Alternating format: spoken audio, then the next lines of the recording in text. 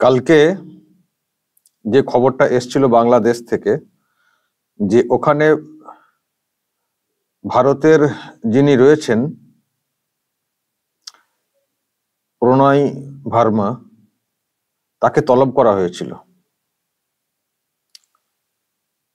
তাকে তলব করা হয়েছিল ওখানে, মানে বর্ডারে যা সব চলছে সেই সব বিষয়ে কিছু বলা, কিছু নালিশ করা বা একটু চমকানো, যেটা আর কি, মানে চমকানোর সাহস নেই, কিন্তু ওখানকার মিডিয়া যেভাবে প্রকাশ করছিল যে এখানে দূতাবাসে যিনি আছেন তাকে তলব করা হয়েছে, প্রণয় ভার্মাকে তলব করা হয়েছে ইত্যাদি, যা চলছে বর্ডারে সেসব নিয়ে বলা, তলব করা, মানে বিরাট করে সব মিডিয়া খবর করছিল, যেন মনে হচ্ছে যে ধরে বেঁধে রাখবে। কেন বর্ডারে এইসব হচ্ছে, কেন ওই বেড়া দিয়ে এইসব হচ্ছে, কেন বিএসএফ এতটা অ্যাগ্রেসিভ হচ্ছে বর্ডার দেওয়ার ক্ষেত্রে, মনে হয় ধরে বেঁধে রাখবে, এমন ভাব বলা হচ্ছিল। মানে মিডিয়া এমন বলছিল বাংলাদেশ থেকে যেন বিরাট কিছু একটা করে ফেলেছে, বিরাট কিছু একটা করে ফেলেছে। আজকে কি হয়েছে? আজকে ভারত, মানে দিল্লিতে আর কি, বাংলাদেশের যিনি deputy high commissioner Nurul Islam, তাকে তলব করেছিল। আসুন, আমাদের ওখানে যিনি আছেন তাকে তলব করা হয়েছে এবং সেই নিয়ে লম্পঝম্প বিরাট, একেবারে মানে মাস্তানি বিরাট করে ফেলেছেন। আমরাও করতে পারি। আসুন, তো দিল্লিতে বাংলাদেশের যিনি ডেপুটি হাই কমিশনার, যেটা জানতে পারছি, নাম হচ্ছে, যেটা বললাম,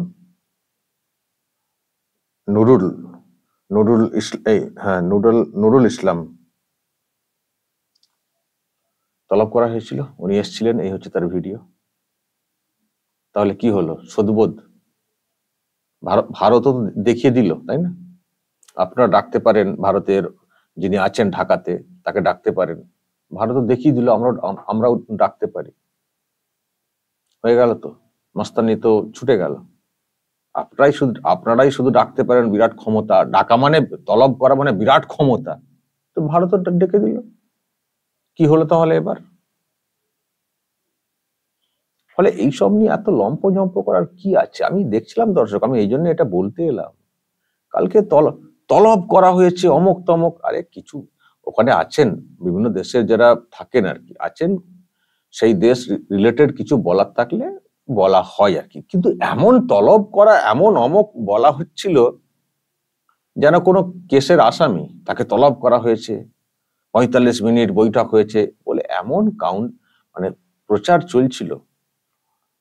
আমি এটা ভাবছিলাম যে ভারত কিছু একটা করবে না, কালকে ভাবছিলাম ভারত কিছু একটা করবে না, দেখছি করে দিয়েছে। যখন ওই রকম মাইন্ড গেম চলছে একটা এরকম মানুষকে বানানোর, আমরাও করতে পারি। তো আজকে ডেকে দিয়েছে, তলব, তথাকথিত তলব করে দিয়েছে। তো হয়েছেটা কি? তলব করে এইসব করে আপনারা কি করেছেন? আর এখানে কি এমন ব্যাপারটা হয়ে গেল? যেটা ব্যাপারটা হচ্ছে যে আমার মনে হয় না এটা ডাকতো বলে ভারত। আপনারা যেহেতু বাড়াবাড়ি করছেন, মানুষকে এক ধরনের বোঝাচ্ছেন, এবং আপনারা যেটা করছেন, আমাদের দেশের মানুষের মধ্যে একটা রিয়াকশন তৈরি হচ্ছে যে বাংলাদেশ কুচকে একটা দেশ। কুচকে বলতে আমাদের দেশের থেকে অনেক ছোট দেশ, সেটা তো বলার তো কোনো অপেক্ষা রাখে না। কুচকে মানে ছোট, এই কথাটা তো অসম্মানিত হওয়ার কোনো কারণ নেই। ঠিক আছে, তো তারা ডাকছে, তো আমাদের দেশ কিছু করবে না? তো একটা মানুষের মধ্যে, একটা দেশকে নিয়ে তো চলতে হয়, মানে মানুষকে নিয়ে তো চলতে হয় সরকারের। সরকার সেই জন্য পাল্টা ডেকে দিয়েছে। আমি আবার বলছি, না ডাকলে এই সরকারও ডাকতো না। আপনারা মানুষকে এরকম বোঝাচ্ছেন, আমাদের দেশের মানুষকেও শান্ত রাখতে হচ্ছে আপনাদের জ্বালাতে। তো ডেকে দিয়েছে, তো ডেকে কি হয়েছে?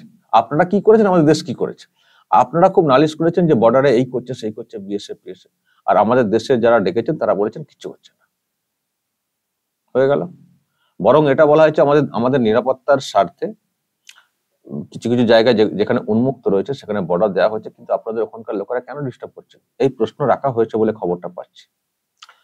ভারত তার উদ্বেগের কথাও বলেছে যে আপনাদের দেশে যা হয়েছে সেখানে তো অনেক সব মানে উদ্বেগটা অনেক দিক দিয়ে বলা হচ্ছে আর কি, যে সব জেল থেকে সব সব তো জঙ্গি টঙ্গি সব তো বেরিয়ে পড়েছে, জেল থেকে সব জঙ্গি টঙ্গি বেরিয়ে পড়েছে এবং এখন তো হুঙ্কার চলছে, ফলে আমাদের দেশের অভ্যন্তর ও নিরাপত্তা নিয়ে একটা প্রশ্ন তৈরি হয়েছে, ফলে আমাদের বিএসএফ কে অনেক কড়া নজরদারি সেগুলো করতে হচ্ছে।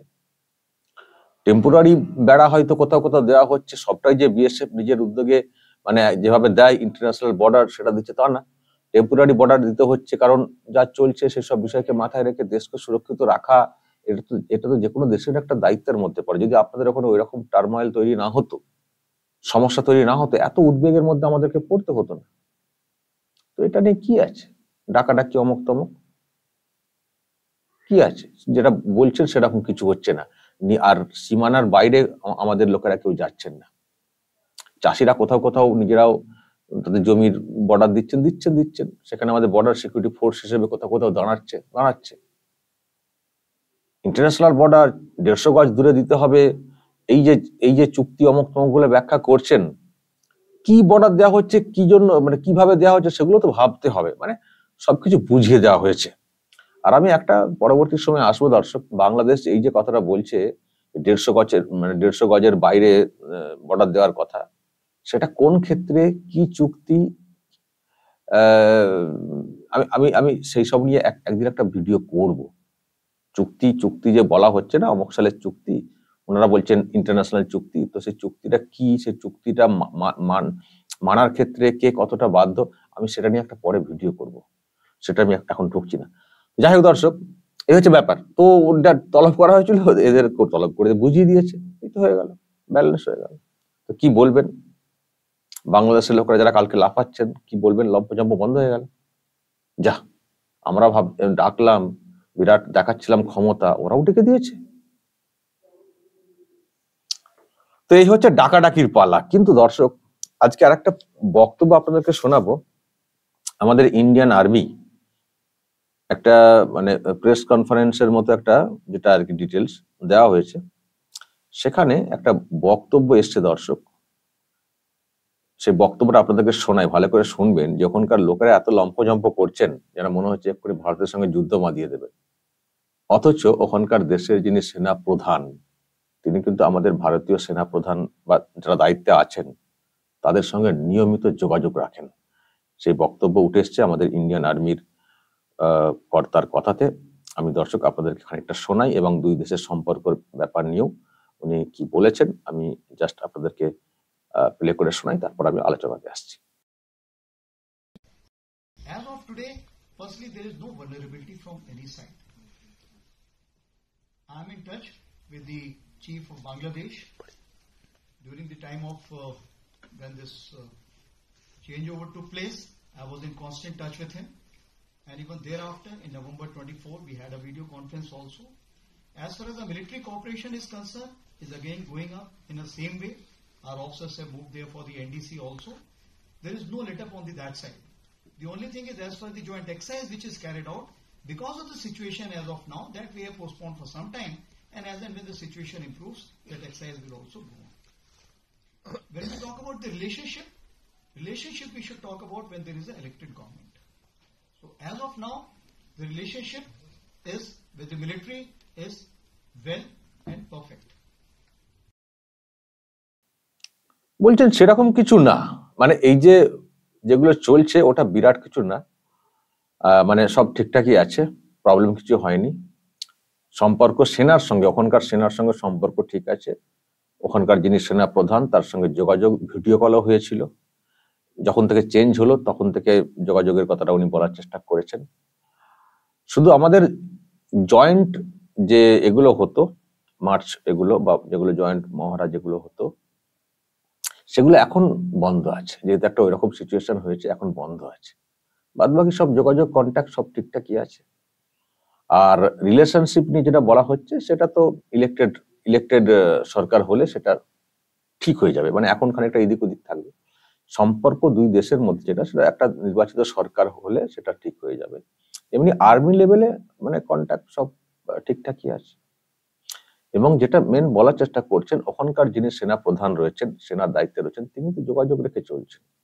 তাহলে সেনা প্রধান যোগাযোগ রেখে চলছেন, এই দেশের সঙ্গে সেনাবাহিনীর সঙ্গে সুসম্পর্ক রেখে চলছেন, আর লোকগুলো কেন এরকম তড়পাচ্ছেন? লোকগুলো কেন এরকম তড়পাচ্ছেন? মুখ্য উপদেষ্টা তিনি বা কেন ওইরকম ইঙ্গিত করছেন? সেনাবাহিনীর সঙ্গে তো আমাদের দেশের সেনাবাহিনী ঠিকই তো আছে। তাহলে কেন ওইসব লম্প ঝম্প দেখে নেবো, হ্যান কারেঙ্গা ত্যান কারেঙ্গা কেন? যদি তাই হতো সেনাবাহিনীর ব্যাপারে, তাহলে তিনি নিয়মিত এরকম যোগাযোগ রেখে কেন চলছেন ভারতীয় সেনার সঙ্গে? তিনি বোঝেন তাদের কতটা শক্তি, কতটা আওকাত।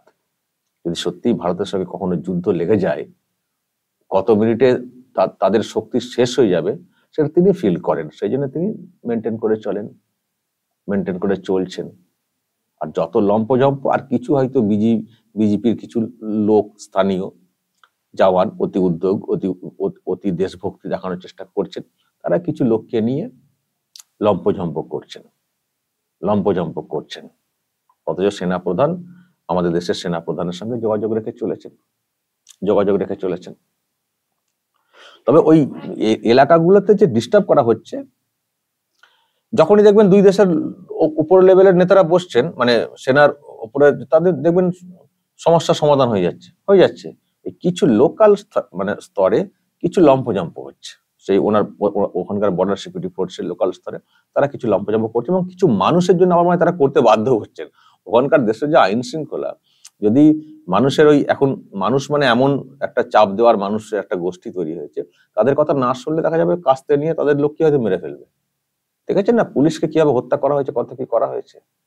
ফলে তারাও হয়তো সিন ক্রিয়েট করছেন, কিন্তু তারাও মনে মনে জানেন কি করতে পারি, কি করতে পারি না, কোনটায় বাধা দেওয়া যায়, কোনটায় বাধা দেওয়া যায় না।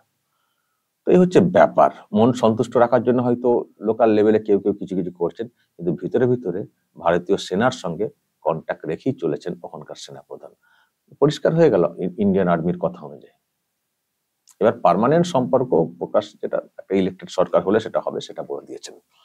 তো এই হচ্ছে বিষয়। কিন্তু আজকেও শুভেন্দু অধিকারী হুঁশিয়ারি, বা ওই যে ড্রোনের যে ব্যাপারটা, যেটা আপনাদেরকে আগের দিনে শুনিয়েছিলাম, সেটা কিন্তু আজকেও বলেছেন। আমি তার সেই বক্তব্য দিয়ে শেষ করব। যখন এইসব লম্পঝম্প চলছে ওই দেশে, মানে একেবারে দেখে নেওয়া ইত্যাদি বিষয়, তখন শুভেন্দু অধিকারী যেহেতু পশ্চিমবঙ্গের বিরোধী দল নেতা, তার কাছে এই প্রশ্ন রাখা হয় মাঝে মধ্যেই। কারণ এই রাজ্যের মানুষ, বিশেষ করে যারা বাঙালি, তার কথা শোনেন, তার কাছ থেকে উত্তরও মানুষ জানতে চান। তো সেই জন্য আজকেও যখন বিধানসভার সামনে তিনি দাঁড়িয়েছিলেন, ওইখানকার ওই যা চলছে এবং আর্মিদেরকে টার্গেট করে যে ধরনের সব মানে কথাবার্তা বা এইসব চলছে, সেই প্রশ্ন রাখা হয়েছিল। উনি কি বলেছেন দর্শক, আপনাদেরকে জাস্ট এক ঝলক শুনিয়ে দিই।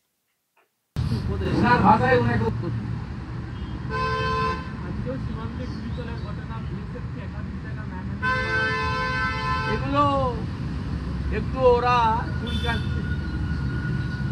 চুলকাচ্ছে, কিন্তু ভারত যখন হিট করবে তখন বুঝতে পারবে, ভারত সাধারণত কোনো মশা মাছিকে হিট করে। এবং আমি গতকালও বলেছি, আমি স্বামী বিবেকানন্দের বাড়ির সামনে দাঁড়িয়ে বলেছি, বাবুঘাটে দাঁড়িয়ে গঙ্গাসাগর যাত্রীদের রওনা করার সময় বলেছি, আজও বলছি, ওই 60-70 সালে পুরনো ভাঙা ট্যাঙ্ক দিয়ে এখন যুদ্ধ হয় না, বন্দুকে যুদ্ধ হয় না, ম্যান পাওয়ার লাগে না। ভারতের কাছে এত উন্নত প্রযুক্তির ড্রোন আছে, যেটা কলকাতা থেকেই ওখানে আপনার ভালো উত্তর দেয়। তো দর্শক শুনলেন ওই ড্রোনের কথাটা, উনি কিন্তু আজকেও বলেছেন যে এখন ওই সব চলে না গো, ওইভাবে যুদ্ধ করে চলে না। ভারতের হাতে যে ড্রোন আছে, আগের দিনও উনি বলেছেন যে ফোর্ট উইলিয়াম কলকাতা যেটা রয়েছে আর্মির জায়গা, ওখান থেকে রিমোট টিপলি তো ওখানে ধপাধপ সব পড়ে যাবে। ফলে ওইসব পাশ থেকে এসে উনি ওনার ভাষাতে বললেন, সব একটু চুলকানোর চেষ্টা হচ্ছে আর কি, কিন্তু ওইসবে কোনো কাজ হবে না। ভারত তো দুর্বলের প্রতি মানে করে না, আক্রমণ করে না, যুদ্ধ করতে গেলেও একটা ভাবনা চিন্তা করে ওইসব দুর্বল একটা, যাকে একটা ওই তো গোটা কথা ড্রোন পাঠালেই শেষ হয়ে যাবে, তার সঙ্গে আবার কি লাগবে। তো ভারতের আছে, সবকিছু আছে, কয়েকটা পাঠালেই শেষ হয়ে যাবে, কিন্তু ভারত ওটা করে না, দুর্বলের প্রতি ওইভাবে আক্রমণটা করে না, সেটাও আজকে বলেছেন। দর্শক কি বলবেন? যদি আপনাদের এইসব নিয়ে কিছু বলার থাকে অবশ্যই বলবেন কমেন্ট বক্সে, নজর রাখবেন আরামবাগ টিভি।